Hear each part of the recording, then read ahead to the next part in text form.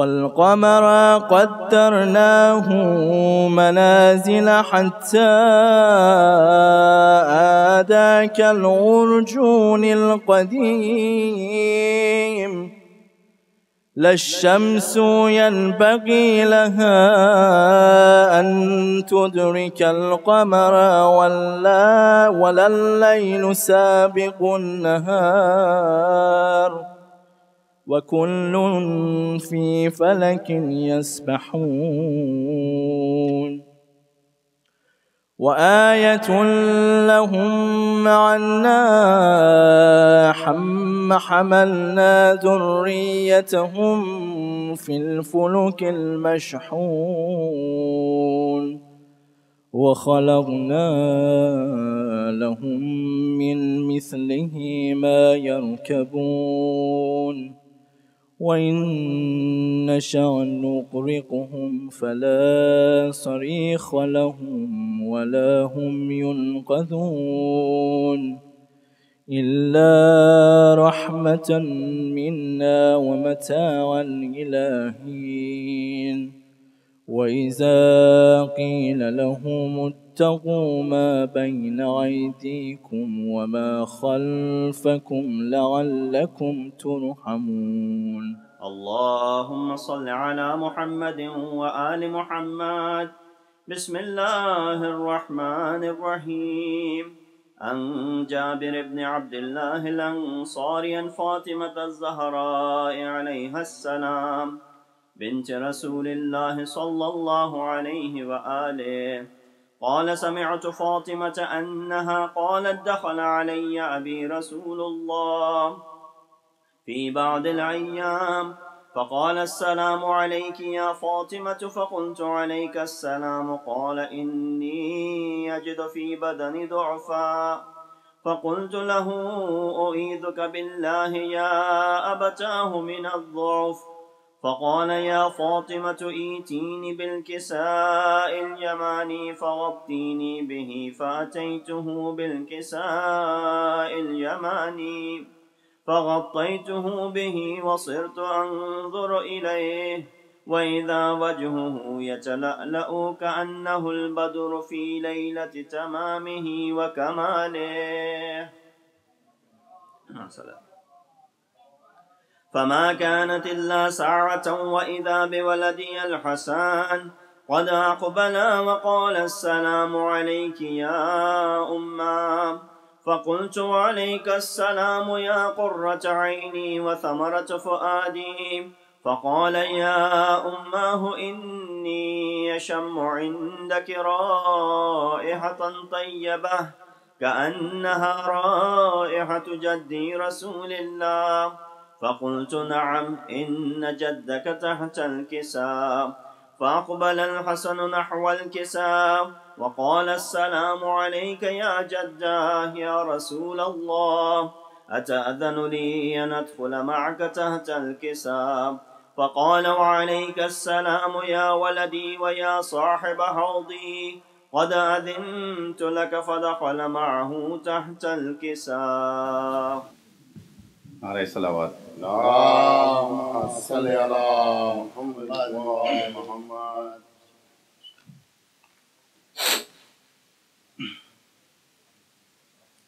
آپ حضرات سے دو مرتبہ درخواست ہے، ایک مرتبہ سورہ الحمد و 3 مرتبہ سورہ قل کی تلاوت کرتے ہیں مرحومہ مہاجرہ بیگم بنت ارتضیٰ حسین مرحوم.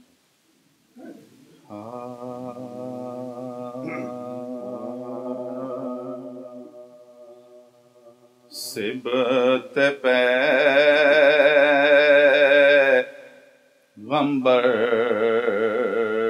کے غم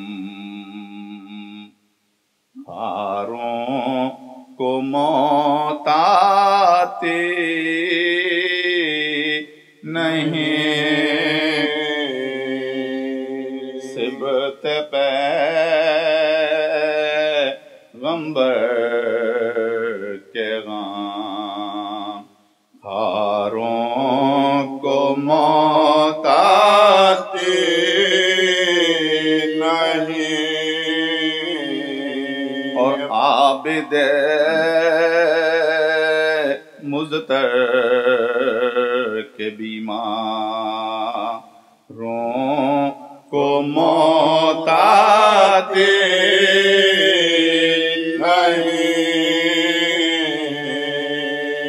عابد مضطر کے بیماروں کو موت آتی نہیں، اور تھپکیاں دے کر سلا دیتی ہے رحمت قبر میں، تھپکیاں دے کر سلا دیتی ہے رحمت قبر میں، اور نیند آتی ہے عزاداروں کو موت آتی نہیں، صبت پیغمبر کے غام۔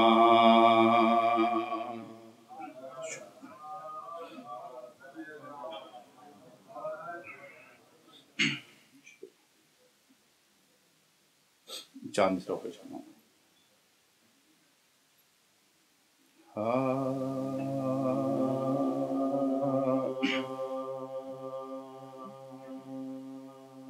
علی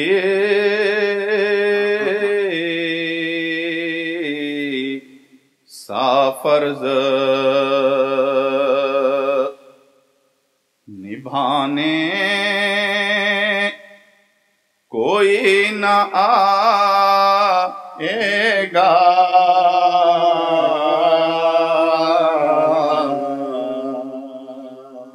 علی سا فرض نبھانے کوئی نہ آئے گا،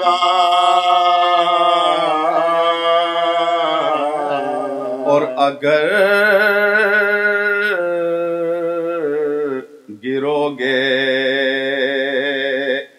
اٹھانے کوئی نہ آئے گا،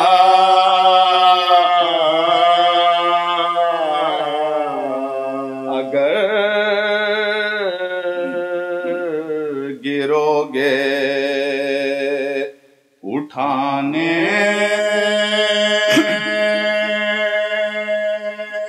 کوئی نہ آئے گا، اور جبھی کو اپنی درے بو تراب پر مل لو، اور تمہیں لحد میں ستانے کوئی نہ آئے گا،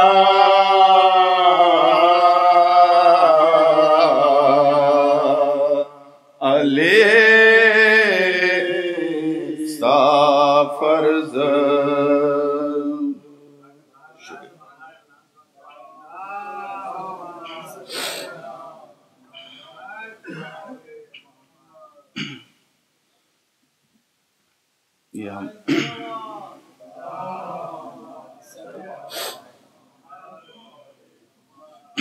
یہ ہمارے آفتاب بھائی کی فرمائش پر یہ میرے پھوپا علی حاجی جوہر سرسوی مرحوم کا لکھا ہوا کلام ہے، سما فرمائیے، چند اشعار سماعت ہیں۔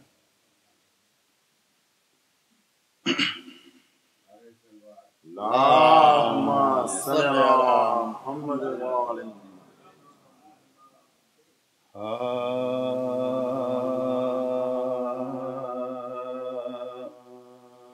متاع ہوش ہے دنیا اے بے خودی کے لیے، متاع ہوش ہے دنیا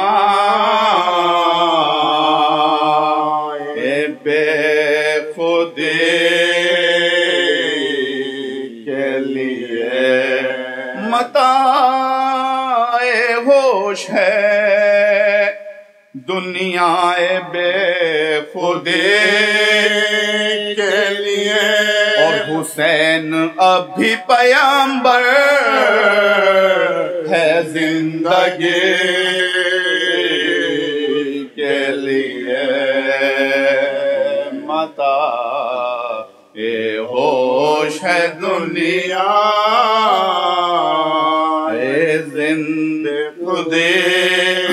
ایک اور مطلب ملاحظہ فرمائیے، اور کٹا یا سر کو شہیدوں نے زندگی کے لیے،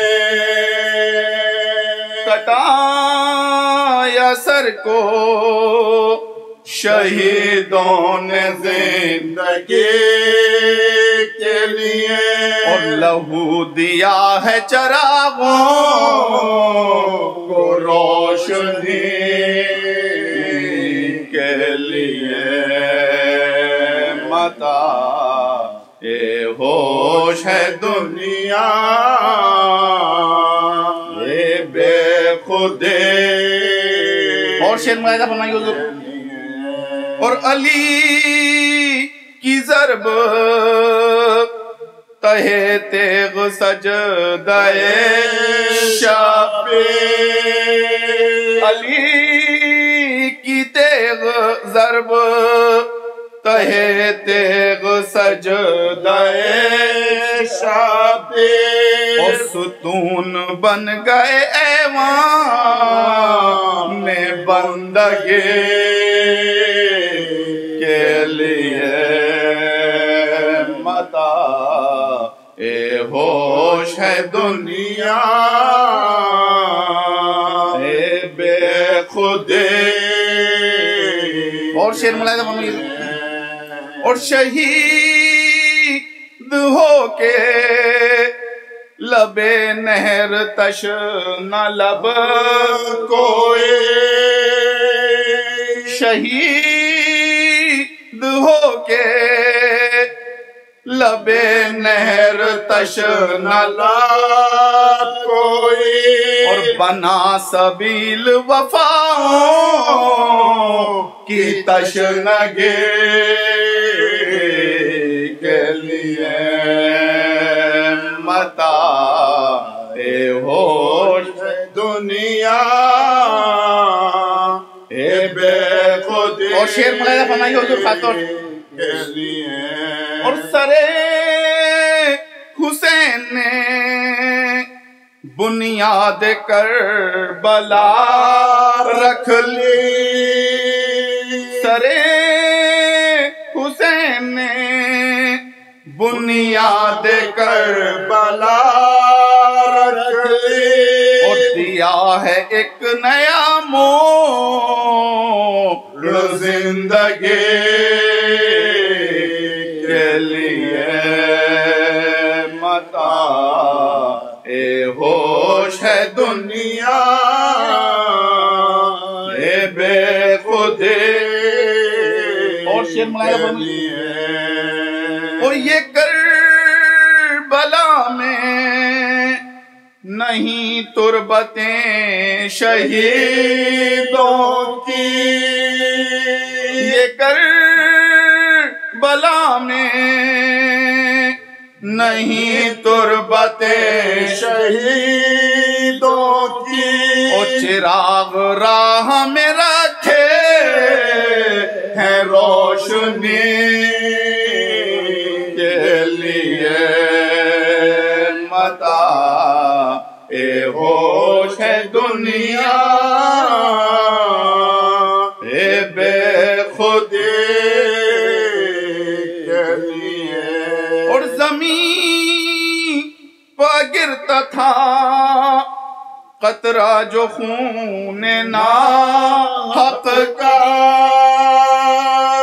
زمین پر گرتا تھا قطرہ جو خون ناحق کا، اور دعائیں دیتا تھا زینب کو زندگی کے لیے، متاع اے ہوش ہے دنیا میرے خودی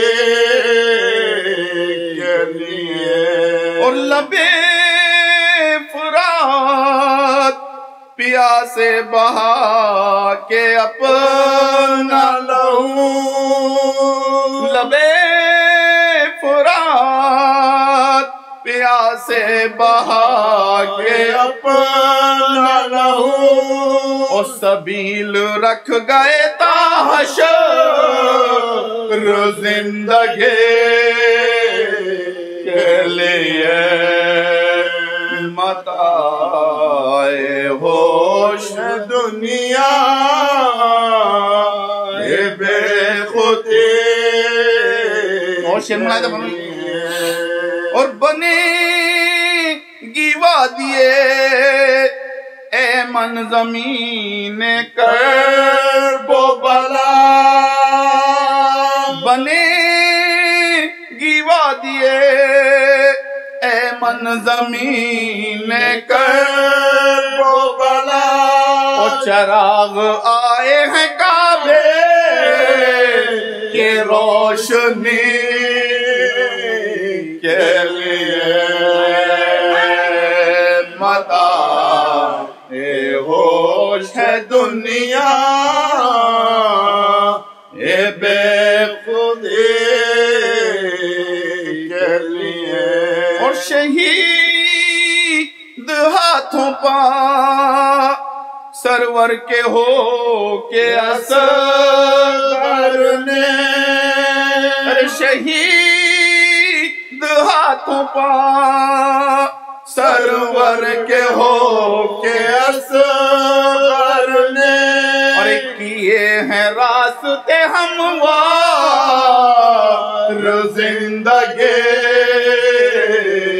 کے لیے، متاع ہوش ہے دنیا، اور آپ نیچے عز خودی کے لیے، اور قدم قدم پا تماشا قدم قدم پا ہجوم، قدم قدم پا تماشا قدم قدم پا ہجوم، اور یہ اہتمام تھا کی بے کسے کے لیے، متاع ہوش ہے دنیا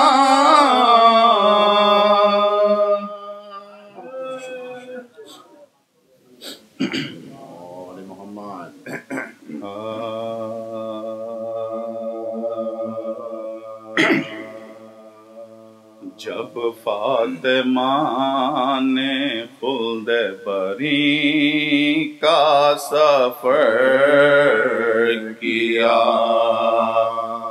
ویراں جناب شیر الہی کا گھر کیا، اور دامن قبا کا عشقوں سے ہے تر نے تر کیا، قرباں علی کی بیٹیوں نے اپنا سر کیا، قرباں علی کی بیٹیوں نے اپنا سر کیا، اور چلائیں سر کو پیٹ کے اماں کے در گئی، ارے ہم پیٹنے کو رہ گئے اور آپ مر گئی، ہم پیٹنے کو رہ گئے اور آپ مر گئی، ارے اماں خدا کے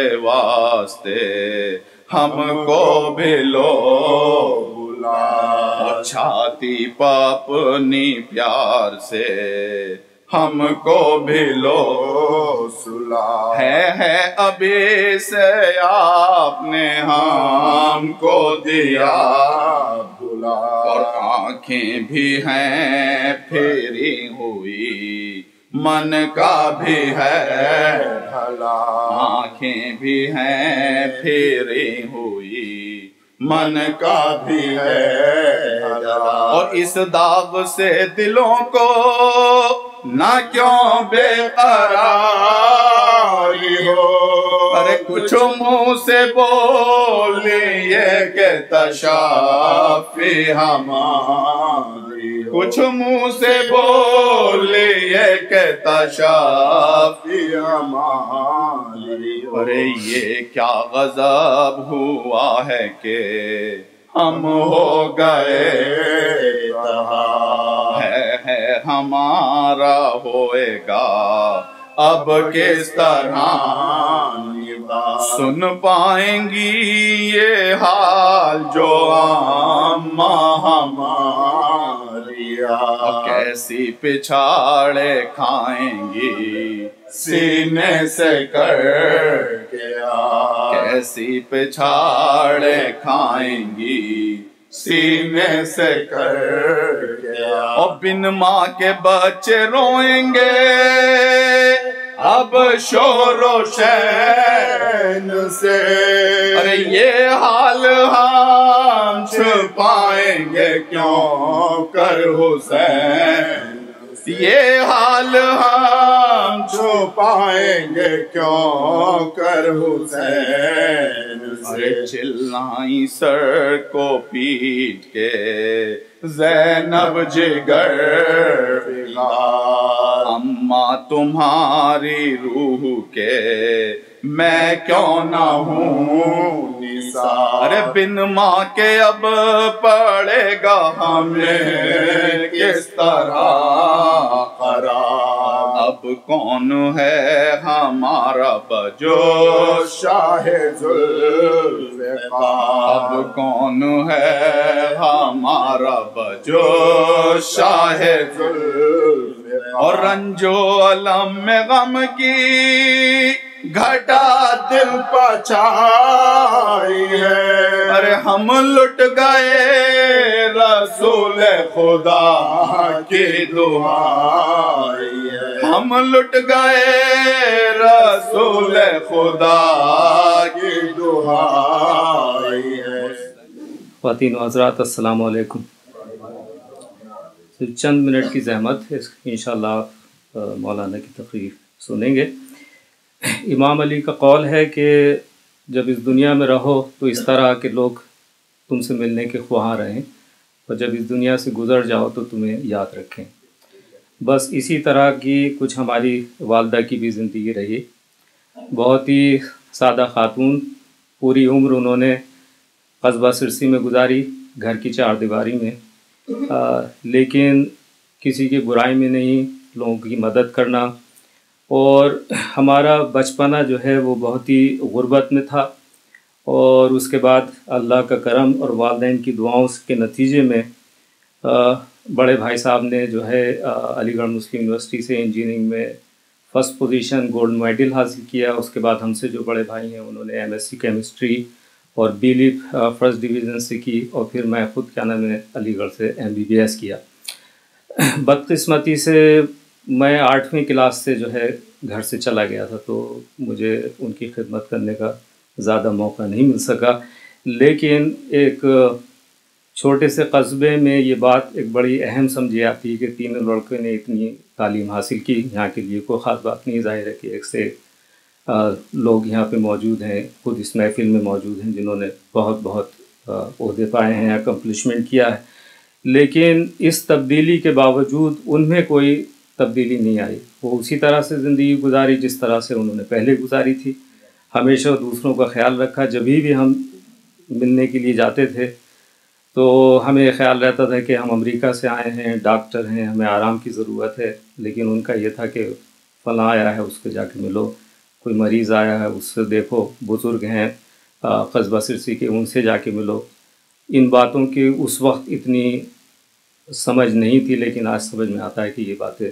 بہت اہم ہیں اور اس کی وجہ یہ کہ وہ صرف نہ ہمارے خاندان کی ماں بلکہ اس میں کوئی مبالغہ نہیں ہے اگر یہ کہا جائے کہ وہ سرسی کی ماں تھیں ماشاءاللہ سے 102 سال انہوں نے عمر پائی کوئی میجر میڈیکل پرابلمس نہیں تھی. آخر وقت تک انہوں نے اپنے سارے کام خود کیے، ہوش و حواس میں تھیں.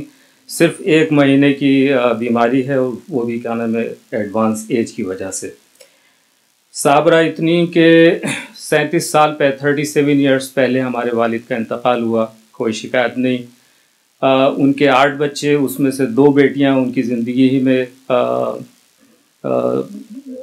ریلت پا گئیں، لیکن پھر بھی کوئی لفظ شکایت کا نہیں ہوا. 5 بھائی ان کے، پانچوں پاکستان چلے گئے، اور پارٹیشن کے بعد سے پھر کبھی مطلب اتنی زیادہ ملاقاتیں نہیں ہوئیں، تبھی بھی کوئی انہوں نے کبھی شکایت نہیں کی. ان کے 8 بچے، 3 بیٹے 5 بیٹیاں، جس میں سے اب 3 بیٹیاں اور 3 بیٹے زندہ ہیں. 31 گرینڈ چلڈرن اور 33 گریٹ گرینڈ چلڈرن. ماشاء اللہ. آپ حضرات کا میں اپنے طور پہ بھی اور پوری فیملی کی طرف سے اس قدر شکر گزار ہوں، میرے پاس الفاظ نہیں ہے کہ میں کس طرح سے آپ کو شکریہ ادا کروں. اتنے فون کالز، اتنے میسیجز، لوگوں کا ملنا، اور جتنی محبتیں آپ نے ہم پہ لٹائی ہیں، یہ ہم کبھی زندگی بھر بھی نہیں بھول سکیں گے. ایک مرتبہ نعرہ صلوات، چند اشعار، اور اس کے بعد اجازت.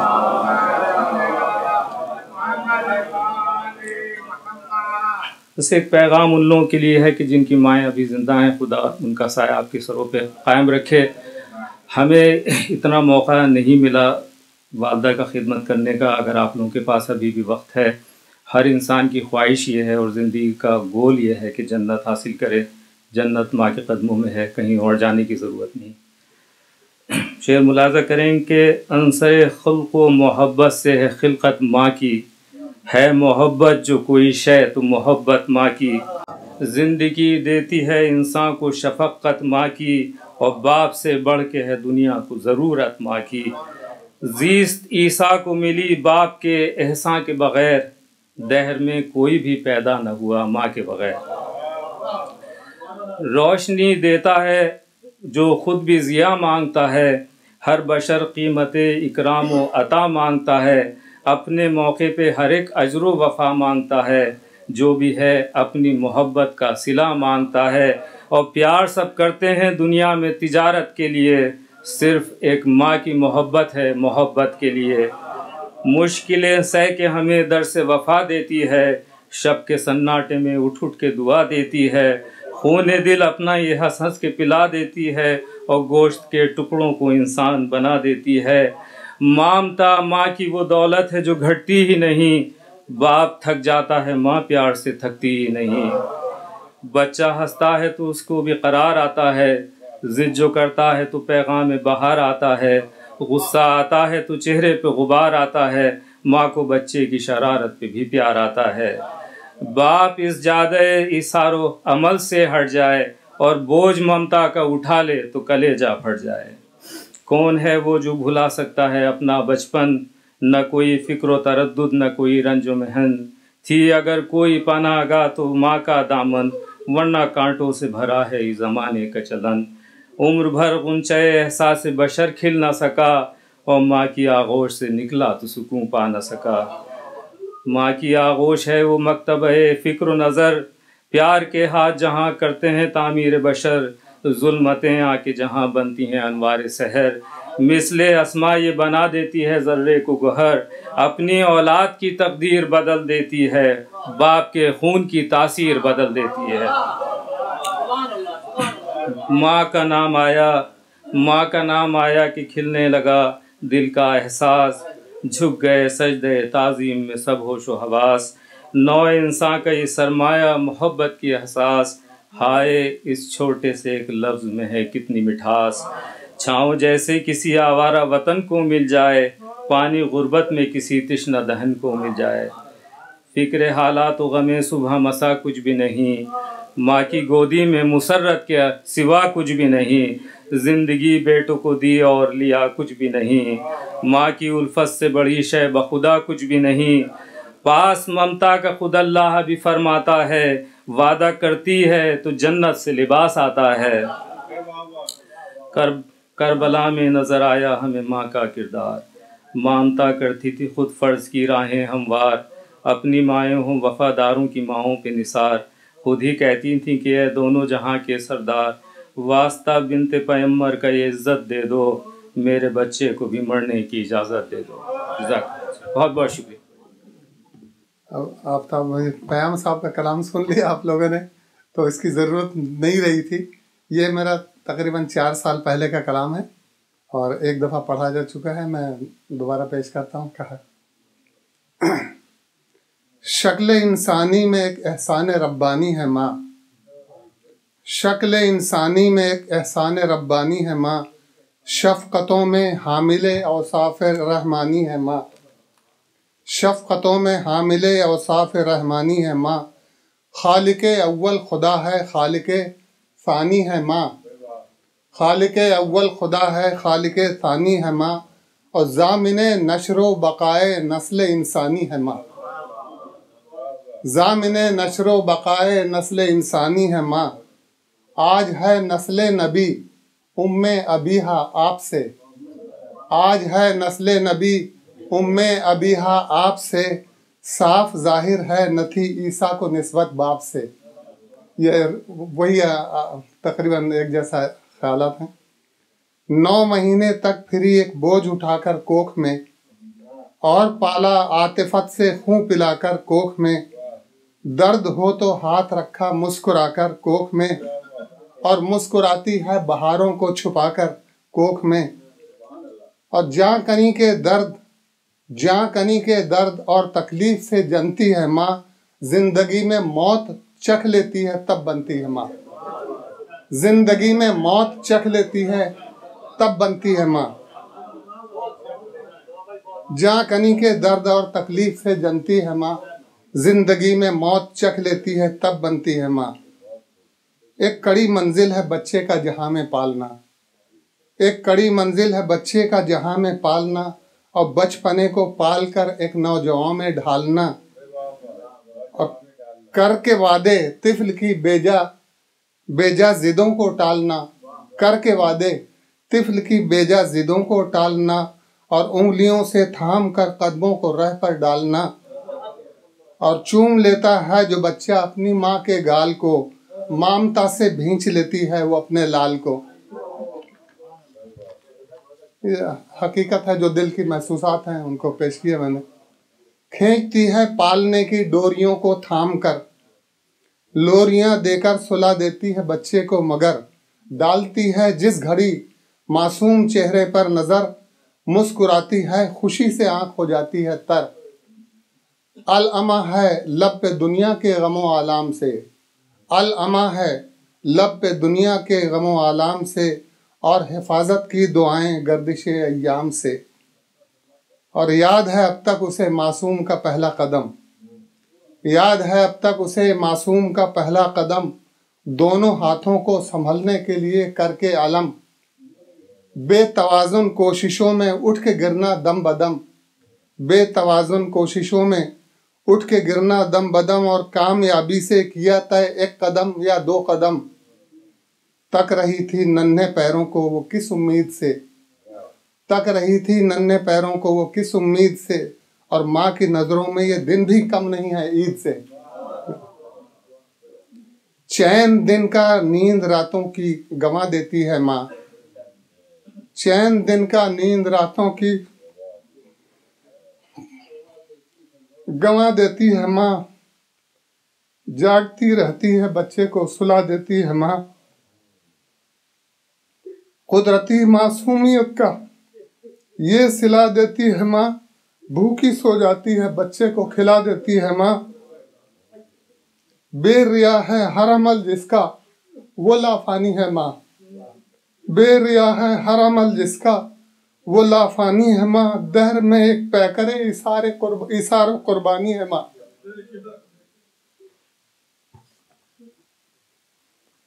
دن مہینے سال گزرے نوجوانی آ گئی، انتہا پر ماں کی خدمت کی کہانی آ گئی، خود بڑھاپے کے عوض دے کر جوانی آ گئی، اور سر میں چاندی کی حدوں تک عمر فانی آ گئی، پھر بھی ماں خوش ہے کہ سودے میں زیاں کچھ بھی نہیں، پھر بھی ماں خوش ہے کہ سودے میں زیاں کچھ بھی نہیں، پال کر بچوں کو خود کہتی ہے ماں کچھ بھی نہیں۔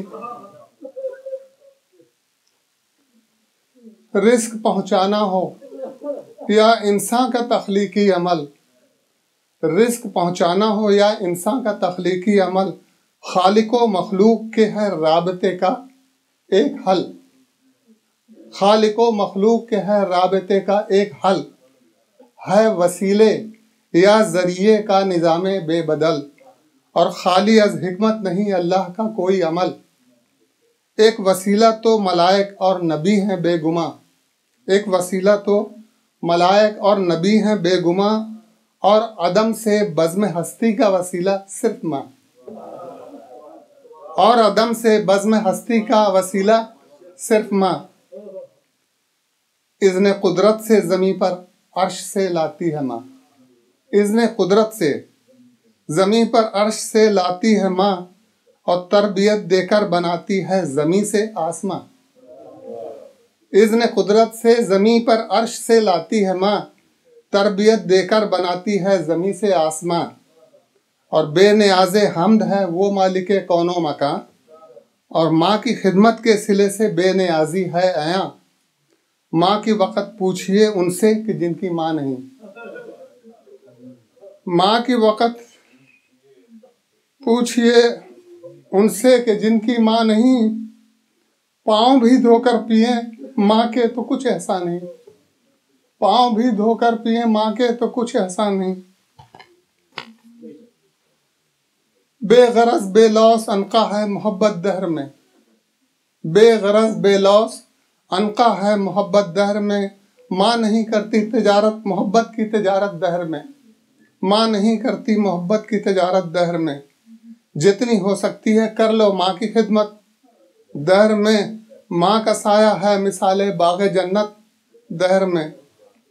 ماں کو یہ رتبہ دیا ہے کم سے کم اللہ نے، ماں کو یہ رتبہ دیا ہے کم سے کم اللہ نے، رکھ دیا فردوس کو زیر قدم اللہ نے، رکھ دیا فردوس کو زیر قدم اللہ نے۔ اور آخری بند ہے، اے سخن مشہور ہے یہ قوم ختم المرسلین، اے سخن مشہور ہے یہ قول ختم المرسلین، جس نے ماں یا باپ کو پایا مگر اپنے تئیں، کر کے خدمت ان کی جنت اس نے لکھوائی نہیں، کر کے خدمت ان کی جنت اس نے لکھوائی نہیں، سخت بدقسمت رہا وہ خاسر دنیا و دین۔ تین حصے ماں کے اور ایک باپ کا احسان ہے، یہ رسول اللہ صلی اللہ کا پیغام ہے۔ سامعین گرامی، جناب ڈاکٹر آفتاب نے اپنی والد گرامی کی بارگاہ میں خراج عقیدت پیش کرتے ہوئے ماں کے فضائل پر مشتمل جو کلام آپ حضرات کے سامنے پیش کیا، اس میں ایک مقام پر یہ بتانے کے بعد کہ دنیا میں اور محبتیں تجارت ہو سکتی ہیں، مصلحت ہو سکتی ہیں، ایک فقط ماں وہ ذات ہے جس کی محبت کے لیے ہوتی ہے۔ اگر ماں کے انداز فکر سے انسان تھوڑا سا بھی آگاہ ہو تو اس بات کی تائید کرے گا کہ جو ماں محبت کرتی ہے وہ کسی لوث، کسی غرض، کسی فائدے کے لیے نہیں، صرف برائے محبت ہوتی ہے۔ لیکن یہ ماں کا نقطہ نظر ہے، کیا قدرت کا بھی یہی نقطہ نظر ہے؟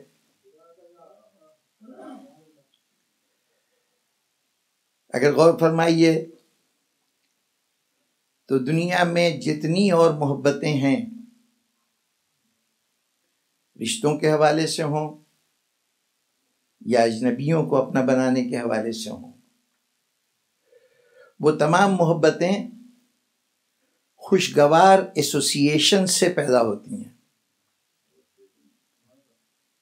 کسی سے روابط میں اچھے تجربے ہوئے تو وہ شخص اچھا لگنے لگا، اور اگر ان خوشگوار تجربوں کی مقدار بڑھتی گئی تو وہ باقاعدہ محبت کی صورت اختیار کر گئی.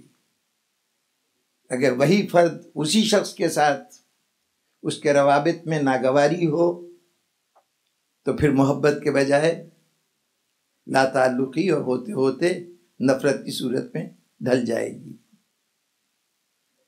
لیکن ماں کی محبت کسی ایسوسیشن سے پیدا نہیں ہوتی کہ بچہ بڑا اطاعت گزار تھا، فرما بردار تھا، یا بچے کی مسکراہٹوں کو دیکھ کر اس سے محبت پیدا ہو، اس کے کھیلنے کے انداز کو دیکھ کر، اس کے خوشیاں بانٹنے کے انداز کو دیکھ کر محبت پیدا ہو. نہیں، ابھی دنیا میں بچہ آیا ہی نہیں ہوتا اور ماں کی محبت شروع ہو جاتی ہے، اور پھر بچہ کسی بھی دور سے کسی بھی کیفیت سے گزرتا رہے، محبت کے اظہار میں کمی یا زیادتی ہوتی رہے، لیکن دل کا ربط اسی طرح سے قائم رہتا ہے. تو گویا یہ وہ واحد محبت ہے جو قدرت کی عطا کرتا ہے. یہ ماں کی فطرت میں داخل ہے. تو اب جب ماں کو محبت فطرت نے عطا کی ہے تو یہ بات پیش نظر رہے کہ فطرت اس کائنات میں اس نے جس کو جو صلاحیت دی ہے، جو نعمت اس کو جذبات کی صورت میں، احساسات کی صورت میں عطا کی ہے، ان میں سے کوئی بھی بے مقصد نہیں ہے، بے غرض نہیں ہے. وہ غرض قدرت کی غرض ہے. اس کے پیش نظر کوئی منصوبہ ہے جس کے تحت انسان کو نفرت بھی دی گئی، محبت بھی دی گئی، شفقت بھی دی گئی. یہ سب صلاحیتیں جو عطا کیں تو کوئی نہ کوئی مقصد اس کے ساتھ وابستہ ہے. یہ ماں کو جو صفت دی گئی ہے محبت کی، ماں کے لیے تو وہ بے لوث ہے، بے مقصد ہے، محبت برائے محبت ہے. لیکن قدرت کے نزدیک کوئی چیز برائے اس کے نہیں ہوتی.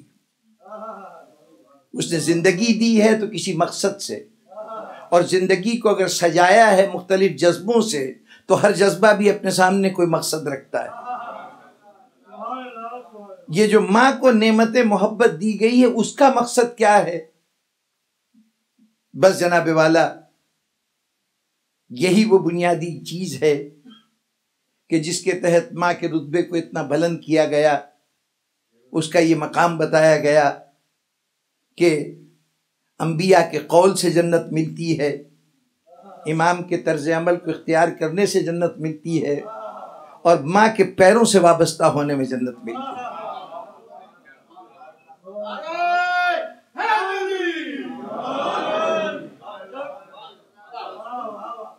یہ جو ماں کو مقام ملا ہے اس مقصد کے پیش نظر جس کے لیے نعمت محبت عطا کی گئی ہے. اگر غور فرمائیے، انسان کے رویے میں اس محبت کے مقصد کو سمجھنے سے پہلے اگر عالم حیوان کو نظر دوڑائیں گے تو آپ یہ دیکھیں گے کہ یہ ممتا کا جذبہ کم و بیش بیشتر حیوانوں میں موجود ہے. اور یہ جذبہ کیوں ہے تو آپ اندازہ لگائیے کہ جہاں کسی حیوان کی نئی نسل دنیا میں آئی، ممتا اپنی پوری قوت کے ساتھ اس حیوان میں نمایاں ہو گئی. بظاہر کسی خونخوار درندے کو دیکھ کر بھاگنے والا ایک چوپایا کہ جو درندے کا مقابلہ نہیں کر سکتا، اپنی زندگی بچانے کی فکر کرتا ہے، لیکن اگر کسی مرحلے پر اس کے بچے پر کوئی آنچ آنے لگے تو اپنی وہ بزدلی فراموش کر دیتا ہے، کم ہمتی نظر انداز کر دیتا ہے. وہ ماں ٹکرا جاتی ہے بڑی سے بڑی قوت سے.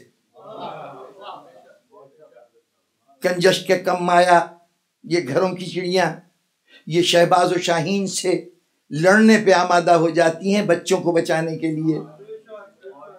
صحرا کا ہرن بظاہر غذا بن جانے والا درندوں کی، وہ درندوں کے سامنے سینہ سپر ہو کے کھڑی ہو جاتی ہے بچے کو بچانے کے لیے۔ یہ ممتا نہیں ہے تو اور کیا ہے؟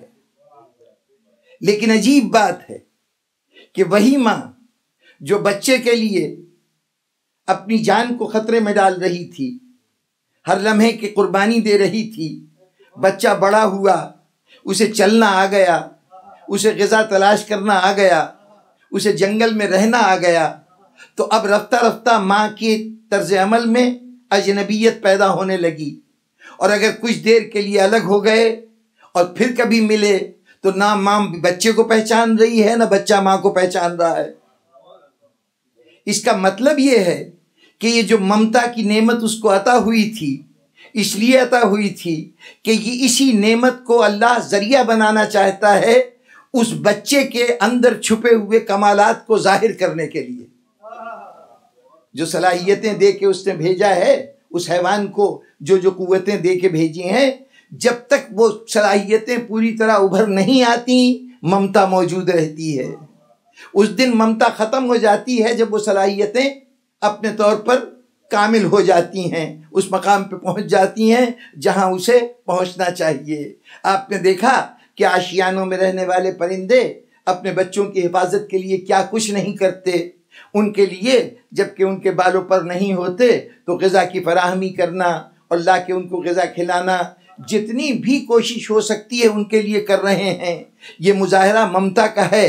کب تک؟ جب پر نکل آئے تو اسی ماں نے بچے کو دھکے دے کے آشیانے سے باہر نکال دیا، اس لیے کہ تمہارا تربیتی عمل مکمل ہو گیا۔ اب تم بھی اس مقام پہ آ گئے کہ جہاں اپنے ماں اور باپ کی صلاحیتوں کا تم میں پوری طرح سے جلوہ افروز ہو گئیں، تو اب اس کے بعد ممتا کی ضرورت نہیں رہی۔ معلوم ہوا کہ ممتا ملی اس لیے ہے کہ ناقص کو کامل بنا سکے، ایک عام انسان کو انسان کامل بنا سکے، انسان کی تربیت کر کے اسے اس مقام پہ پہنچا سکے کہ جہاں اس کو صاحب کمال کہا جائے۔ اب اگر انسان کے ماں میں یہ جذبہ زندگی کے پورے دور میں جاری و ساری رہے، عمر کے کسی دور سے بھی انسان گزر رہا ہو، ماں کی ممتا موجود ہو، تو اس کا مطلب یہ ہے کہ ماں کے سایہ شفقت سے محرومی انسان کے لیے کسی وقت بھی مفید نہیں ہے۔ ماں مستقل تربیت کا ذریعہ رہے گی، وہ تربیت اس نوعیت کی نہ صحیح کہ جہاں یہ بتایا جائے کہ کھانا کیسے کھاؤ، جہاں یہ بتایا جائے کہ پیروں سے چلو کیسے چلو، وہ تربیت کے ابتدائی مراحل تھے۔ اب سن شعور کے اس مقام پر پہنچ چکے ہیں جہاں ان ابتدائی باتوں کی ضرورت نہیں، لیکن جب کبھی جذباتی انتشار ہو، جب کبھی مصائب کا ہجوم ہو، جب زمانہ ظلم و ستم پہ آمادہ ہو، پھر ماں کی ضرورت ہے۔ ماں ذرا اپنے رحم و کرم کی پناہ میں لے لے تاکہ زمانے کے آندھیوں سے میں اپنے آپ کو محفوظ سمجھ سکوں۔ یہ ممتا کی وہ دائمی ضرورت ہے کہ صرف انسان میں جذبہ محبت مرنے نہیں پاتا، ماں کی ممتا یہاں ختم نہیں ہونے پاتی، باقی حیوانوں میں ختم ہو جاتی ہے۔ تو گویا اب ماں کا اصل شاہکار زندگی کے مسائل میں اسے زندگی کوئی شعبہ دے دے، اسے اپنے گھر کی ضروریات کو پورا کرنے کے لیے، اپنے مسائل کو حل کرنے کے لیے اسے معاش کے میدان میں تگ و دو کرنی پڑے، اسے سیاست کے میدان میں دخل دینا پڑے، اسے کسی مرحلے پر مسند اقتدار پہ بیٹھنا پڑے، کسی موقع پر اسے میدان جنگ میں جانا پڑے۔ یہ جتنے بھی کردار ہیں یہ اضافی کردار ہیں۔ ماں کا حقیقی کردار اس بچے کی تعمیر ہے جو اللہ نے اس کی گود میں عطا کیا ہے، اس کا اصل کردار وہ ہے۔ اور جب کبھی کسی ماں کی عظمت کا تذکرہ ہوگا تو اس حوالے سے ہوگا کہ اس کا شاہکار اس کی وہ اولاد ہے کہ جسے اس نے بنا کے دنیا کے سامنے رکھا ہے۔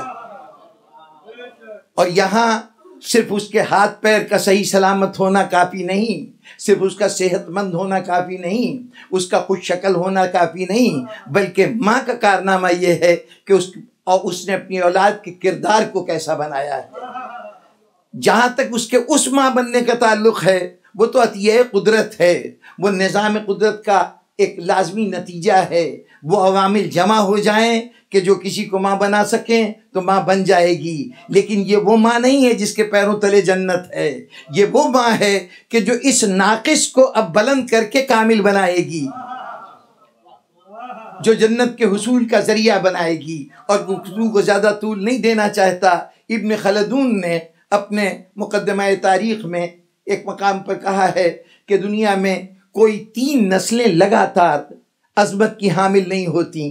اگر دادا بہت ہی عظیم ہے تو اس کے بعد بیٹا کچھ اس کے مقابلے میں کم ہوگا، اور پوتے تک پہنچتے پہنچتے وہ عظمت ختم ہو جائے گی۔ پھر نئے سرے سے شروع ہو تو اور بات ہے، لیکن 3 نسلوں سے زیادہ بڑائی، بزرگی، عظمت آگے نہیں بڑھتی۔ جس وقت ابن خلدون یہ کہہ رہا تھا، اس کی نگاہ میں ایک گھرانہ نہیں تھا کہ جہاں پر 3 نسلوں کی بات نہیں تھی، کم از کم 9 نسلیں لگاتار ایسی گزرتی گئیں۔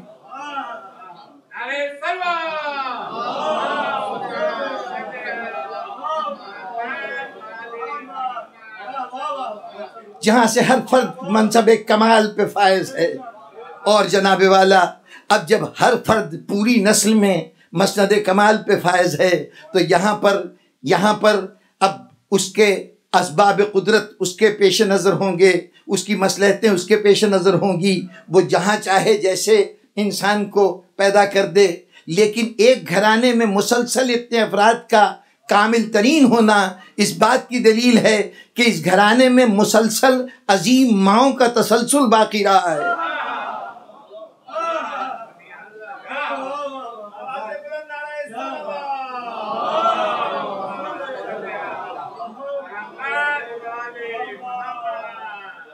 ایک مختصر سا جائزہ عرض کروں، شاید یہ باب ہماری توجہ کا آج بھی مستحق ہے کہ ہم ان ماؤں کے متعلق جانیں کہ جن کی گود میں پالے ہوئے زمانے کے امام بنے، جن کی مثال کوئی اور نہیں تھا۔ ان ماؤں پر ہم نے توجہ نہیں دی۔ وہ مائیں معمولی مائیں نہیں ہیں۔ اگر اس میں سے مادر اول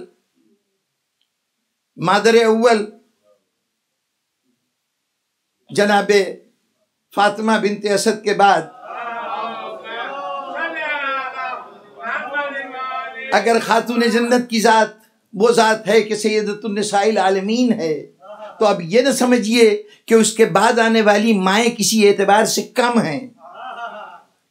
حسن اور حسین دینا اگر اس ماں کا کارنامہ تھا تو سید سجاد بھی جس نے دیا ہے وہ بھی عظیم ماں تھی۔ جعفر و باقر جس نے زمانے کے حوالے کیے ہیں وہ بھی عظیم ماں تھی، اور جس نے اس کائنات کے آخری اس حجت کو زمانے کے حوالے کیا ہے وہ بھی ایک عظیم ماں تھی۔ ان سب کی عظمتوں کا جائزہ لینا چاہیے۔ یہ غیر معمولی صورتحال ہے کہ جتنی مائیں ہیں ان سب کے گود کے پالے ہوئے امام کے منصب پہ فائز ہوں، امامت کے منصب پہ فائز ہوں، ایک گھرانے میں آنے والی یہ خواتین۔ اور یہاں پر بزرگان محترم ایک بڑا اہم پہلو ہے۔ یہ جو ہمارے 12 امام ہیں، ان میں سے 5 امام وہ ہیں جن کی مائیں بنی ہاشم سے تعلق رکھتی ہیں یا قریشی ہیں۔ ایک تھوڑا سا پس منظر عرض کر دوں۔ حضرت نوح جس وقت اپنی کشتی لے کے آئے اور اس میں کچھ لوگ سوار تھے، تو جب وہ 80 کے قریب افراد تھے، جب وہ کشتی رکی اور یہ سب کے سب ایک مقام جو آج بھی ترکی کے اندر پایا جاتا ہے، حران اس مقام کا نام ہے، وہاں پر سب سے پہلے ان لوگوں نے آ کے مستقل قیام کیا تھا۔ کوہ جودی پہ کشتی رکی تھی، حران کے مقام پہ قیام کیا تھا۔ اس حران کا نام ماضی میں قدیم نام جو ہے وہ سوق الثمانین ہے، 80 آدمیوں کا بازار۔ اس میں وہ 80 آدمی آ کے ٹھہرے تھے جو حضرت نوح کی کشتی پہ آئے تھے۔ پھر زمانے میں اللہ کی اپنی مصلحت کہ وہ تمام کے تمام افراد ایک وبا کا شکار ہو گئے، اس میں سب کے سب اس جار فانی سے کوچ کر گئے۔ صرف حضرت نوح اور ان کے 3 بیٹے اپنے خاندان کے ساتھ باقی بچے۔ گویا اللہ یہ چاہتا تھا کہ نسل انسانی جو آدم سے شروع ہو کر منتشر ہو گئی تھی، اس کو ایک مرتبہ پھر ایک نقطے پہ جمع کر دیا جائے۔ اور چنانچہ حضرت نوح کو آدم ثانی کہا جاتا ہے، اس لیے کہ آج دنیا میں جتنی انسانیت ہے وہ حضرت آدم کی تو اولاد ہے ہی، لیکن تمام انسانیت حضرت نوح کی اولاد ہے، ان کے 3 بیٹوں کی اولاد۔ ایک کا نام سام تھا، ایک کا نام حام تھا، ایک کا نام یافس تھا۔ سام کی نسل سیمائٹس کہلائے، سامیون نسل کہلائے۔ یہ جو سرزمین عرب ہے اس کے جتنی نسلیں ہیں وہ سب سامی ہیں۔ جو افریقہ میں جا کے آباد ہوئے وہ حامی کہلائے، حضرت حام کی اولاد میں سے تھے۔ اور جو یلو ریس کہلاتی ہے ہمارے عام آج کے معمولات میں، وہ یلو ریس یعنی جو چین میں، جاپان میں، تبت میں، ترکی میں اور اس کے بعد یورپ میں، روم میں آباد ہے، یہ ساری کی ساری جن کو مغل کہا گیا، منگول کہا گیا، کازکس کہا گیا، کئی ناموں سے پکارے گئے، یہ سب کے سب یافس کی اولاد ہیں۔ اب نسل انسانی ان تینوں سے بڑی، اتفاق سے وسط ایشیا کے علاقے میں، مرکزی سینٹرل ایشیا کا جو علاقہ ہے، اس میں ان تینوں نسلوں کا باہمی امتزاج ہوا اور ایک چوتھی نسل پیدا ہوئی جو اپنے اندر ایک الگ انفرادی صفات رکھتی تھی۔ تو چونکہ ان تینوں کے اشتراک سے پیدا ہوئی تھی لیکن اس کی صفات الگ تھیں، اس لیے اس کو الگ شمار کیا جانے لگا۔ یعنی جہاں پر سرزمین افریقہ کے سیاہ فام ہیں وہ حام کی اولاد، جہاں پورے دنیا کے باقی علاقوں کے سفید فام اور یہ جو سانولے رنگت ہے، یہ سانولی رنگت حقیقی رنگت نہیں ہے، یہ موسم کے تحت اختیار کی جانے والی رنگت ہے، ورنہ اگر یہ مستقل رنگت ہوتی تو جیسے سیاہ فام چاہے سرد علاقے میں رہیں چاہے گرم علاقے میں رہیں ان کی سیاہی ختم نہیں ہوتی، کیونکہ وہ نسلی خصوصیت ہے۔ یہ رنگ جو موسم سے متاثر ہوتے ہیں یہ تمام رنگ گوروں میں شمار ہوئے، یا جو بھی اس کا نام رکھیے۔ اس نسل کے مورث اعلیٰ ہیں سام، اور یہ عرب سے دنیا کے اندر پھیلتی گئی۔ آریائی اپنی صفات الگ رکھتے تھے، وہ جو چپٹی ناک والی ایک نسل ہے وہ نسبتاً ایک یلو، ان کا پیلا رنگ ہوتا تھا اور وہ آج بھی پایا جاتا ہے، اس اعتبار سے وہ نسل الگ شمار ہوئی۔ یہ تینوں نسلیں بڑھنے لگیں۔ اب یہ عجیب بات ہے جس کی طرف توجہ دلانی ہے، ان نسلوں کو ذہن میں رکھیے۔ آپ کے ائمہ کی جو مائیں ہیں ان میں سے 5 مائیں وہ ہیں جو سامیون نسل ہیں۔ ایک ماں جناب امیر المومنین کی جناب فاطمہ بنت اسد۔ فاطمہ بنت اسد وہ شخصیت ہیں کہ پہلی ہاشمی خاتون پہلے ہاشمی مرد سے بیاہی گئی۔ جناب ابو طالب والد عبد المطلب، ان کے والد گرامی جناب ہاشم، اور ادھر جناب فاطمہ والد ان کے اسد اور اسد کے والد جناب ہاشم۔ تو جناب ہاشم کی پوتی کا جناب ہاشم کے پوتے سے شادی ہوئی، اور چنانچہ جب ان دونوں کے اشتراک سے جو نسل سامنے آئی اس کو دنیا نے یہ کہہ کے متعارف کرایا کہ یہ پہلے نجیب الطرفین ہاشمی ہیں۔ جناب فاطمہ بنت اسد اور جناب ابو طالب کی جو اولاد ہے وہ پہلے نجیب الطرفین ہاشمی ہیں۔ اچھا، جیسے یہ نجیب الطرفین ہاشمی تھے ویسے پہلے نجیب الطرفین حسنی اور حسینی دونوں طرف سے جو سید ہیں ان کا نام امام محمد باقر علیہ السلام ہے، اس لیے کہ امام زین العابدین علیہ السلام کی شادی جناب فاطمہ بنت امام حسن کے ساتھ ہوئی۔ یہ امام حسین کے بیٹے، وہ امام حسن کی بیٹی، جس کے نتیجے میں امام محمد باقر علیہ السلام دنیا میں تشریف لائے۔ تو اس اعتبار سے یہ نجیب الطرفین سید ہیں، دونوں طرف سے ایسے سید کہ جو ایک امام حسن کی اولاد ہے اور ایک امام حسین کی اولاد ہے۔ تو چنانچہ جناب امیر کے علاوہ امام حسن اور امام حسین جن کی والدہ سیدۃ النساء العالمین وہ بھی اسی گھرانے کی فرد، وہ ماں ہیں، اور اس کے بعد امام محمد باقر علیہ السلام وہ شخصیت ہیں جو ہاشمی ہیں، ماں باپ دونوں کی طرف سے وہ سید ہیں۔ اس کے بعد امام جعفر صادق علیہ السلام،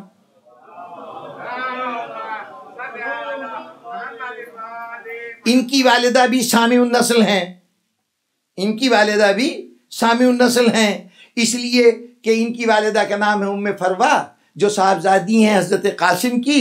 حضرت قاسم بیٹے ہیں جناب محمد کے، اور جناب محمد بیٹے ہیں حضرت ابو بکر کے۔ محمد ابن ابی بکر کی پوتی ہیں جناب ام فروا کہ جو والدہ ہیں امام جعفر صادق علیہ السلام کی۔ بس یہ 5 امام، امیر المومنین، امام حسن، امام حسین، امام محمد باقر اور امام جعفر صادق علیہ السلام، یہ وہ ہستیاں ہیں کہ جن کی ماں سامی النسل ہیں۔ اب اس کے بعد 3 امام ایسے ہیں جن کی مائیں جو حامی نسل کی ہیں. جناب امام موسی کاظم علیہ السلام کی والدہ گرامی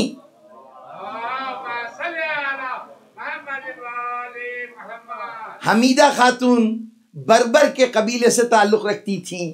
یہ قبطی تھیں خاندان کے اعتبار سے، وہی حامی النسل میں سے، یعنی یہ اس خاندان سے تھیں جس سے جناب ماریا قبطیہ، جناب رسالت صلی اللہ علیہ وآلہ وسلم کی ایک زوجہ تھیں ام المومنین ماریا قبطیہ، کہ جو واحد خاتون ہیں جناب خدیجہ کے بعد جو خانہ رسول میں آ کر صاحب اولاد ہوئیں، مدینے میں ماں بنی اور حضرت ابراہیم نامی جناب رسالت مآب کے ایک فرزند ہوئے.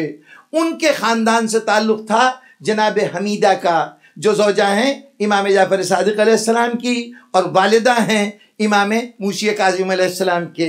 یہ ایک شخصیت کہ جن کی والدہ حبشی النسل ہیں، یا یوں کہیے کہ حامی النسل ہیں. پھر اس کے بعد امام محمد تقی علیہ السلام کی والدہ گرامی، ان کا اسم گرامی، ان کا نام تھا سمانہ. یہ سمانہ جو ہیں یہ بھی سمانہ مغربیہ کہلاتی ہیں، یعنی مشرقی علاقے، جو افریقہ کا مشرقی علاقہ ہے جس میں یہ مراکش وغیرہ کا علاقہ شامل ہے، اس علاقے سے تعلق رکھتی تھیں. تو اس لیے اس اعتبار سے یہ بھی حامی النسل ہیں.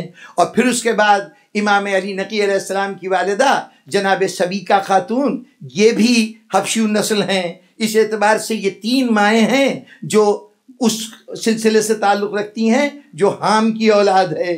اچھا 3 مائیں ایسی ہیں جو آریائی ہیں.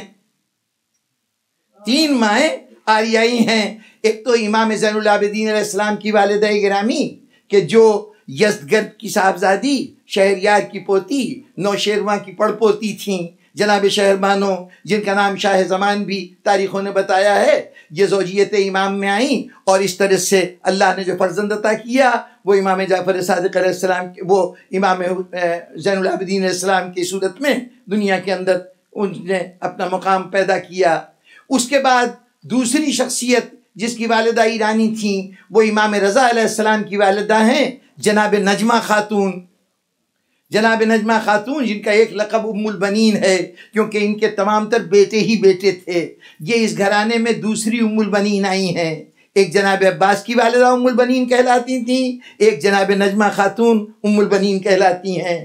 اور تیسری شخصیت جو ایرانی النسل تھی وہ جناب حدیثہ خاتون ہیں جو امام حسن عسکری علیہ السلام کی والدہ گرامی ہیں. حدیثہ خاتون امام حسن عسکری علیہ السلام کی والدہ، یہ بھی ایرانی النسل ہیں. تو یہ تینوں آریائی تھیں جو اس گھرانے میں آئیں. اب ذرا غور کیجئے کہ اگر میں یہ کہوں تو شاید بعض لوگ پریشان ہو جائیں کہ یہ جتنی 12 ائمہ کی مائیں ہیں ان میں سے صورت احوال یہ ہے کہ 5 مائیں تو وہ ہیں کہ جو یوں سمجھیے کہ بنی ہاشم میں سے یا قریش میں سے یوں شادی کے ذریعے سے اس گھرانے میں آئیں. 7 مائیں وہ ہیں جو کنیز کی حیثیت سے اس گھر میں آئیں. 7 مائیں ائمہ کی وہ ہیں جو کنیز کی حیثیت سے آئیں.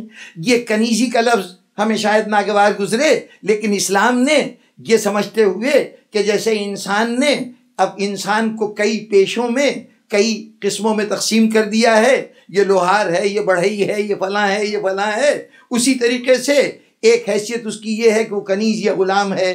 اس کنیز اور غلام کے ہونے سے اس کی انسانیت کے شرف پر کوئی حرف نہیں آتا.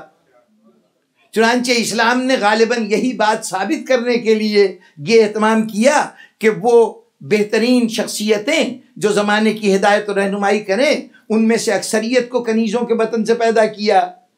لیکن میں اس سے زیادہ اس کی ضرورت اس حوالے سے سمجھتا ہوں کہ یہ کنیزیں کیوں؟ اس لیے کہ امام کی ماں اپنے عہد کی عظیم ترین خاتون ہونی چاہیے.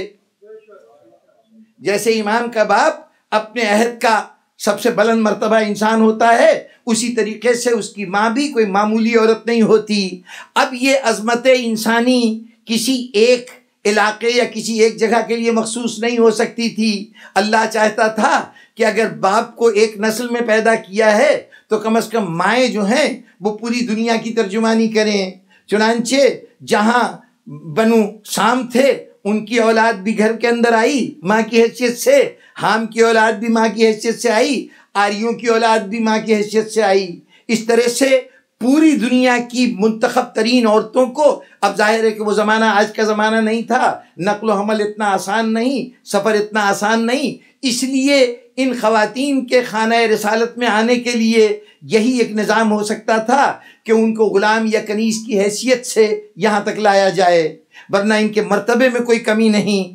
یہ عظمتوں کی حامل خواتین تھیں، 3 نسلیں جمع ہو گئیں، 2 اصلی نسلیں اور تیسری وہ نسل کے جو ان کے امتزاج سے بنی تھی۔ حامیون نسل بھی آ گئے اس گھرانے میں، سامیون نسل بھی آ گئے، اور اس کے ساتھ ساتھ آریائی بھی آ گئے۔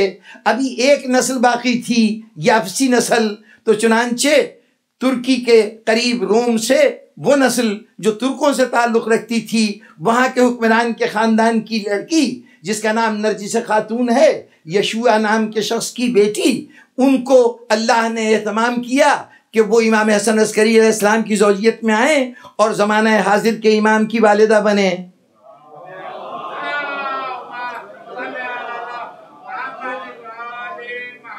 اب اگر جو بات توجہ طلب ہے وہ یہ کہ یہ قدرت کا عجیب و غریب امتزاج تھا کہ زمانے بھر کی ماؤں کو نمائندگی دی ہے نسل امامت میں۔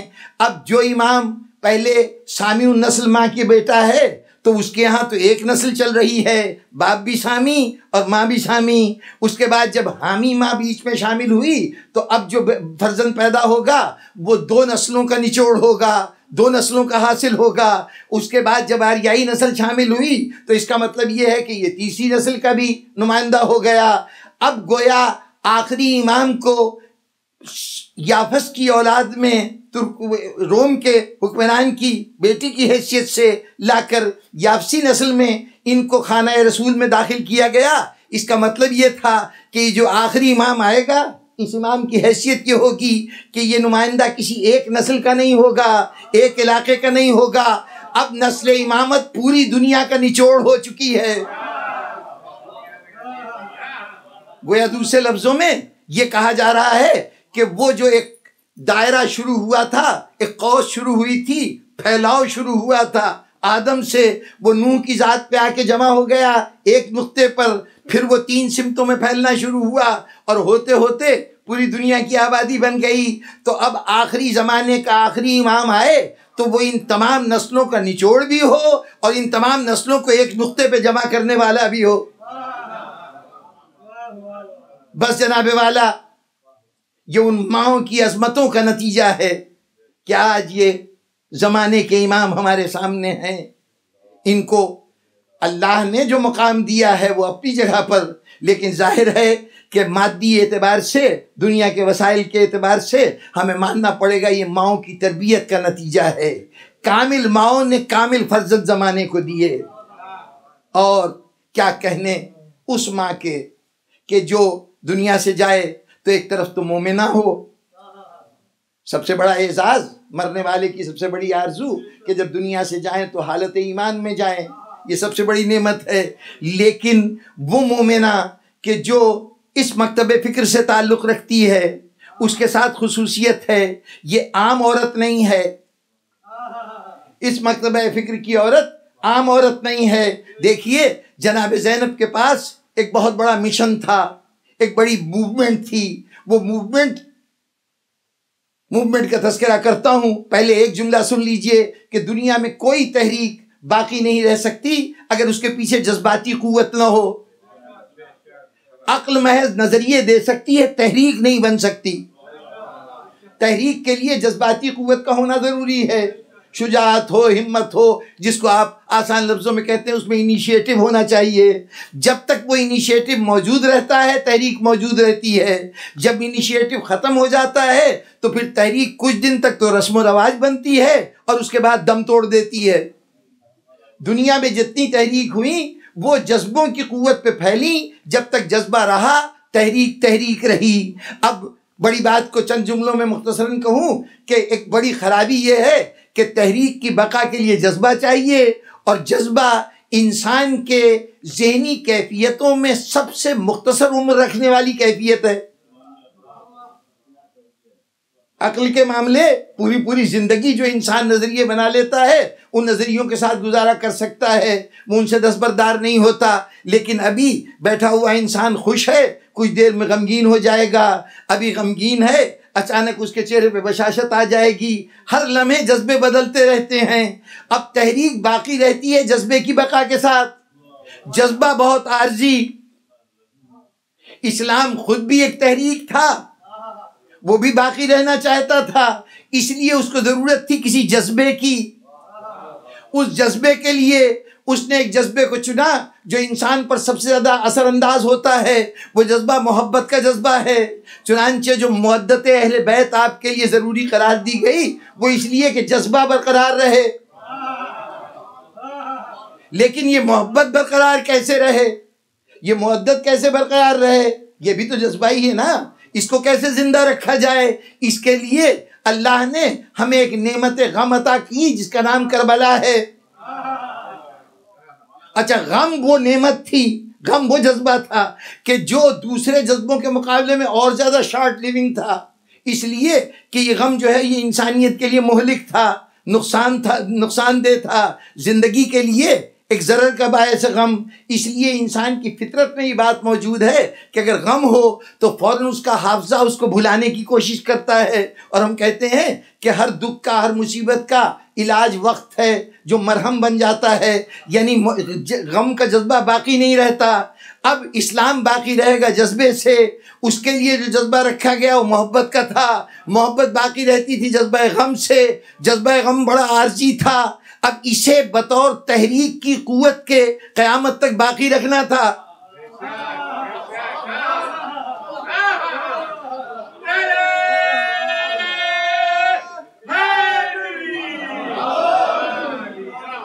حسین کا کارنامہ تھا، حسین کا کارنامہ تھا اس جذبے کی بنیاد فراہم کرنا.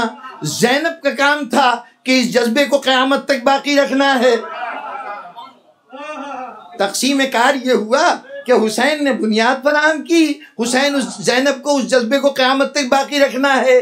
تو اب یہ جذبے کو قیامت تک کیسے باقی رکھا جائے، کیسے باقی رکھا جائے؟ زینب نے اس کے لیے ایک فوج بنائی اور اس فوج کا نام ہے ماں. یہ کام ماں کے سپرد کر دیا کہ اب عزاداری کی وراثت کو تمہیں منتقل کرنا ہے. آج ہمارے یہاں عزاداری رسم نہیں ہے، ایک کیفیت ہے جو ہم پہ طاری ہو جاتی ہے، ایک مستقل جذبہ ہے جو ہمیشہ جوان رہتا ہے. یہ جذبہ جوان ہے تو اس ماں کی آغوش تربیت کا نتیجہ ہے جس نے اگلی پکڑ کر ہمیں مجلسوں میں جانا اور آنا سکھایا. جب ہم نے بولنا شروع کیا تو اس نے یا حسین کہنا سکھایا. جب ہاتھوں میں طاقت آئی تو اس نے ماتم کرنا سکھایا.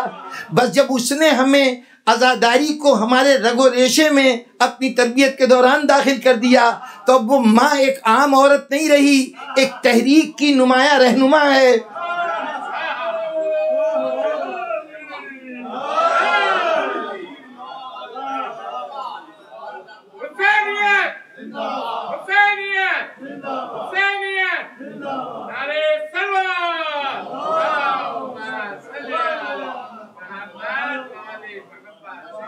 اب سامعین محترم بات کو مختصر کروں کہ یہ وہی ماں کی عظمتوں کا کارنامہ ہے، یہ وہی ماں کا نتیجہ ہے کہ آج پوری دنیا انسانیت میں ہم پورے فخر سے سینہ تان کر کہہ سکتے ہیں کہ جتنی عظیم مائیں اس ملت جعفری نے پیدا کی ہیں، دامن اسلام تو ایک طرف، دامن انسانیت میں کہیں اتنی عظیم مائیں موجود نہیں ہیں. وہ رسولوں اور اماموں کو جنم دینے والی مائیں وہ بھی ہماری صف کی مائیں ہیں، لیکن ان ماؤں کی بات نہیں. 1400 سال سے ایک جذباتی تحریک کو مستقل طور پر زندہ سلامت رکھنا یہ کتنی عظیم مائیں ہیں کہ کوئی دنیا جذبے کو زندہ نہیں رکھ سکتی، ان ماؤں نے زندہ رکھا ہے. کیا کہنے ان عظیم ماؤں کے. کہا کہ اماموں کی مائیں بڑی عظیم مائیں ہیں، لیکن ذرا ان کے زیر سایہ، ان کے عکس کردار سے منور ہو جانے والی مائیں جن کی شخصیت میں عکس کردار سیدہ نظر آئے، عکس کردار زینب نظر آئے، ذرا ان ماؤں کو دیکھنا ہے تو کربلا میں آ کے دیکھیے، کربلا میں دیکھیے عجیب و غریب مائیں ہیں، دنیا کو حیران کر دینے والی مائیں۔ ممتا موجود ہے لیکن ممتا نے ایک نیا روپ اختیار کر لیا ہے۔ ایک طرف یہی ممتا ہے لیکن اس ممتا کو استعمال کہاں کیا جا رہا ہے؟ دیکھو بچوں، فرض کی ادائیگی میں کوتاہی نہ ہونے پائے۔ پوری رات مائیں بچوں کو لیے بیٹھی رہیں، بیٹا تمہارے زندگی کی آرزو نہیں ہے، زندگی کی تمنا نہیں ہے، دیکھو میری ممتا کا کمال تو تب ہے کہ کل فرض میں کوتاہی نہ کرو۔ جناب والا، ایک مومنہ ماں، ایک عزادار ماں دنیا سے چلی گئی۔ آج اولاد کو تشفی کی ضرورت ہے، اولاد کو تعزیت کی ضرورت ہے۔ کس ماں کا تذکرہ کروں؟ کربلا کا باب ماؤں سے بھرا ہوا ہے۔ یہاں وہ ماں ہے کہ جس نے 6 مہینے کا بچہ قبر میں دفن ہو رہا تھا تو اسے ایک اطمینان تھا، بچے کے دفن ہونے پر ماں کو اطمینان نہ ہوتا لیکن اس کو ایک اطمینان تھا۔ کیا اطمینان تھا؟ کم از کم جب ہم یہاں سے جائیں گے دوسری لاشیں تپتی ہوئی دھوپ میں پڑی ہوں گی تو میرا بچہ تو کم از کم خاک میں آرام کر رہا ہوگا۔ سوچئے اس ماں کے دل پہ کیا گزری ہوگی جب 6 مہینے کے لال کے کٹے ہوئے سر کو نوکے نیزہ پہ بلند دیکھا ہوگا۔ ایک وہ ماں تھی۔ روایتوں میں جملہ ملتا ہے کہ جب حسین لے کے چلنے لگے نا تو ایک مرتبہ رباب آگے بڑھی تھی، حسین کو روک لیا تھا، مولا ذرا ایک لمحے کے لیے بچہ مجھے دے دیجئے، میں اس سے کچھ باتیں کرنا چاہتی ہوں۔ اب 6 مہینے کا بچہ بظاہر کسی کے لیے سمجھے یا نہ سمجھے لیکن ماں کی بات کو بچہ پیدا ہونے کے بعد ہی سمجھنے لگتا ہے۔ چنانچہ مخاطب ہوئی، میرے لال میں جانتی ہوں ابھی تیر کھا کے تو اپنی دادی کی گود میں ہوگا، میرے لال میں تو تب جانوں، دادی کے پاس جا کے شکایت نہ کرنا کہ ماں نے منہ نہیں دھلایا تھا، کہہ دینا ماں کو پانی میسر نہیں تھا۔ اور بیٹے ایک بات اور کہنا چاہتی ہوں، دیکھو ابھی تیر لگے گا تو تیر کھا کے رونا نہیں، رباب بدنام ہو جائے گی۔ اور اس کے بعد آخری وصیت کیا کی؟ ابھی تو دادی کے گود میں ہوگا، دادی تجھے، تیرے دادا حوض کوثر کے ساقی ہیں، دادی تجھے حوض کوثر پہ لے کے جائیں گی، جام کوثر پیش کیا جائے گا، بیٹا میں دودھ نہیں بخشوں گی اگر بابا سے پہلے تو نے اپنی پیاس بجھا لی۔ بزرگان گرامی، کس ماں کا تذکرہ کروں؟ علی اکبر کے ماں کی بات کروں؟ اون محمد کے ماں کی بات کروں؟ نہیں، ایک ماں کی بات کروں جو دیس میں بیٹھی تھی، بچہ پردیس میں تھا۔ ایک ماں تھی جو خود تو مدینے میں تھی، اس کے 4 بیٹے کربلا میں تھے۔ سب کو فکر ہوگی ماؤں کو، خدا میرے بچے کو سلامت رکھے۔ کربلا نے ممتا کے انداز بدل دیے۔ یہ ماں ہمیں دعا کر رہی ہے، علی نے منتوں سے عباس کو مانگا تھا، خدا بندہ عباس کو اس قابل بنا کہ وہ خدمت کر سکے، میری تربیت کا اثر دکھا سکے۔ اس لیے ماں کو اگر فکر تھی تو صرف اس کی کہ عباس نے اپنا کردار ادا کیا کہ نہیں۔ جب مدینے سے چلنے لگے ہیں تو ایک لمحہ آیا کہ جہاں عباس نے ایک مرتبہ خدمت امام میں آ کے کہا تھا، مولا میں یہ دیکھ رہا ہوں کہ میری ماں پیچھے سے آواز دے رہی ہے، اجازت ہو تو ماں سے ملاؤں۔ حسین نے کہا، بیٹا بھیا اب ماں کے بلانے پر اجازت کی ضرورت نہیں ہے، جاؤ ماں کے پاس جاؤ، دیکھو کیا کہتی ہیں۔ آئے، مادر گرامی آپ کو ہم نے خدا حافظ کہہ دیا تھا، رخصت کر دیا تھا، اب آپ نے کیوں زحمت فرمائی؟ تو ایک مرتبہ بی بی نے ایک حسرت سے بیٹے کے چہرے کو دیکھا، بیٹا آخری مرتبہ تیری زیارت کر رہی ہوں، مجھے معلوم ہے پھر نہیں دیکھ سکوں گی۔ اور اس کے بعد کہا، بیٹا میں یہاں تک جو آئی ہوں نا، تجھے ایک بات کہنے آئی ہوں، جس کے ساتھ تو جا رہا ہے نا، یہ تیرا جو آقا ہے یہ دل کا بہت بڑا ہے، ہو سکتا ہے کہ کسی مرحلے پہ تجھے اپنا علمدار بنا دے، کسی وقت بھائی کہہ کے گلے سے لگائے، بیٹا میں تب مانوں کہ کبھی اس سے تیرے دماغ پر کوئی اثر نہ پڑے، اپنے مقام کو پہچانتے رہنا، تو حسین کا غلام ہے، بیٹا مجھے شکایت کا موقع نہ دینا۔ بس سامعین محترم، 2 جملوں کی زحمت، بات ختم۔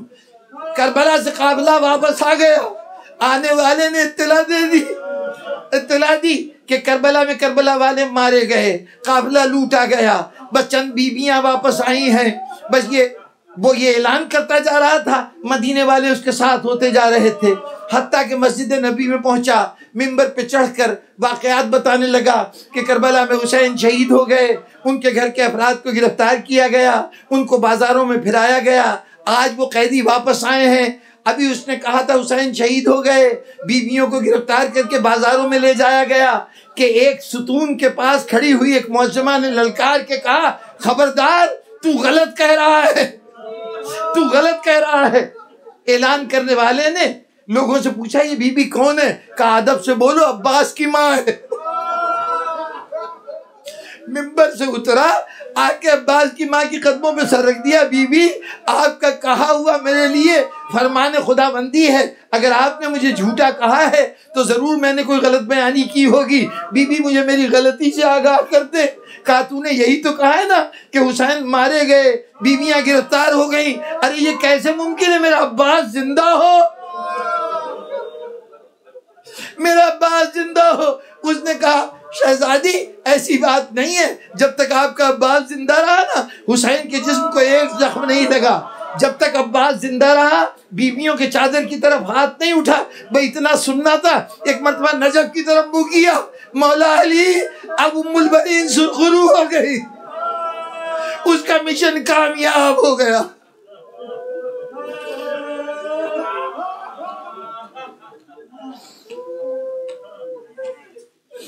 عالم الذین ظلموا ایام خلم ینقلبون۔ رب العالمین ہمارے تذکرے کو قبول فرما، ہمارے گناہان صغیرہ و کبیرہ کو معاف فرما، صراط مستقیم پر ثبات قدم عطا فرما، حاضرین کی تمام حاجتوں کو پورا فرما، ان کے تمام مرحومین کو اپنی جوار رحمت میں جگہ عطا فرما، بالخصوص محترمہ مہاجرہ خاتون کہ جن کے ایصال ثواب کے لیے اس مجلس کا انعقاد ہوا۔ یقیناً وہ عزادار حسین تھیں، محبہ اہل بیت تھیں، ان کے بچوں کے، ان کے شاہکاروں کو دیکھ کر احساس ہوتا ہے کہ ماں نے یقیناً درس محبت آل محمد اپنے بچوں میں کوٹ کوٹ کے بھرا ہے۔ پروردگارہ قیامت کے دن ان کو ان ماؤں کے ساتھ محشور فرما کہ جو محبان اہل بیت میں شمار ہوں، جو عزاداران امام حسین میں شامل ہوں، جو اس قوم کو بنانے کا اصل وسیلہ ہیں۔ پروردگارہ یہ ماں ان میں سے ایک ماں تھی۔ پروردگارہ ہماری ساری ماؤں کو یہ توفیق عطا فرما کہ وہ اسی انداز سے اپنے بچوں کی تربیت کریں۔ یا اللہ ہماری ماؤں کی ذمہ داری ہے کہ وہ آنے والی نسل میں محبت آل محمد کا چراغ روشن کرتی رہیں۔ پروردگارہ اس روشنی کو عطا کرنے والی مائیں قوم کو عطا فرما۔ رب العالمین حاضرین مجلس اپنے جو زندہ عزیز ہیں ان کے لیے دعا گو ہیں کہ انہیں زمانے کے مصائب و آلام سے محفوظ بھی رکھ، اور اگر تیری طرف سے کوئی مصیبت ان کی طرف آتی ہے اس لیے کہ ان کا امتحان مقصود ہے، ان کو کسی بلند درجے میں لے جانا مقصود ہے، تو یا اللہ ان کو قوت عطا فرما کہ اس مصیبت کا سامنا کر سکیں۔ اور اگر زمانے کی طرف سے یہ مصائب آتے ہیں تو پروردگارہ تجھ سے زیادہ محافظ کوئی نہیں، تو ان کی حفاظت فرما، اپنے حفظ و امان میں رکھ۔ یا اللہ سیدہ کا ایک لال اس زمانے کی اصلاح کا ضامن ہے، پروردگارہ اس کا جلد ظہور فرما دے۔ پروردگارہ اس کے ظہور کے ساتھ اگر ہمیں یہ شرف ملنا ہے کہ ہم ان کی زیارت کر سکیں تو ہمیں ان کے جانثاروں میں شامل فرما، ورنہ ان کے جانثاروں کے ساتھ کم از کم قیامت کے دن ہمیں ان کے جانثاروں کے ساتھ محشور فرما، کیونکہ ہم اس کے دور امامت میں زندگی گزار رہے ہیں۔ یا اللہ ہماری ان دعاؤں کو بھی قبول فرما، اور ان دعاؤں کو بھی قبول فرما جو ہماری اپنے مرحومین کے لیے ہیں، اور ان دعاؤں کو بھی قبول فرما جو ہماری اولاد کے لیے، ہمارے اپنے بہن بھائیوں کے لیے ہمارے دلوں سے نکل رہی ہیں۔ پروردگارہ ان سب دعاؤں کو قبول فرما۔ اللہم تقبل منا انکا انت السمیع العلیم۔ ایک سورہ فاتحہ اور ایک مرتبہ سورہ اخلاص محترمہ مہاجرہ خاتون کے لیے، اور اس کے ساتھ ساتھ اپنے اعزاء کو بھی اس اجر و ثواب میں شریک کر لیجیے۔